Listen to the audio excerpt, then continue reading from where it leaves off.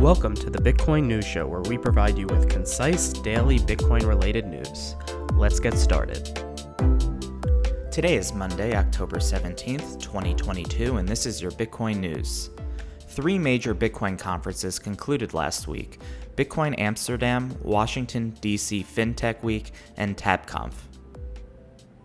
Zebedee, a Bitcoin gaming company, is launching a nonprofit called No Big Deal that will focus on open source development for Bitcoin's Lightning Network. 30-year government bonds are climbing back up to levels that caused the Bank of England to announce its bond buying scheme. These long-term bonds, known as gilts, closed for trading ahead of the weekend near 4.8%, just shy of 5.1% level that initially prompted the return of quantitative easing in the United Kingdom. Central bankers claim that intervention was indispensable in saving the country's pension system from collapse due to pensioners' leverage exposure to gilts via derivatives.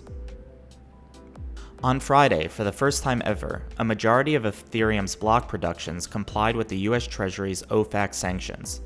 Ethereum's most popular protocol for maximal extractable value, Flashbots, has played a leading role in Ethereum's transition to majority OFAC compliance.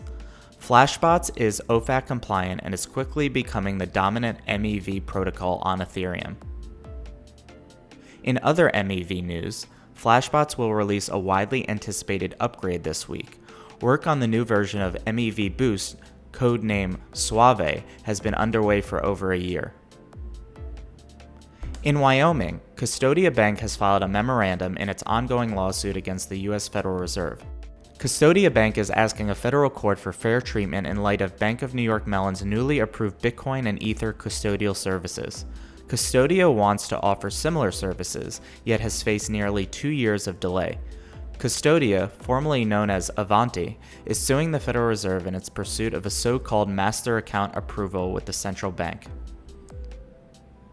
The Director of Enforcement of the Texas State Securities Board has signed a document affirming that, quote, FTX may be offering unregistered securities in the form of yield-bearing accounts to residents of the United States. These products appear similar to the yield-bearing depository accounts offered by Voyager Digital Limited, and the Enforcement Division is now investigating FTX Trading, FTX US, and their principals, including Sam Bankman-Fried, end quote. Thanks for listening to the Bitcoin News Show. Subscribe to the Bitcoin News Show on YouTube and follow us on Apple Podcasts and Spotify to stay up to date on the latest Bitcoin news.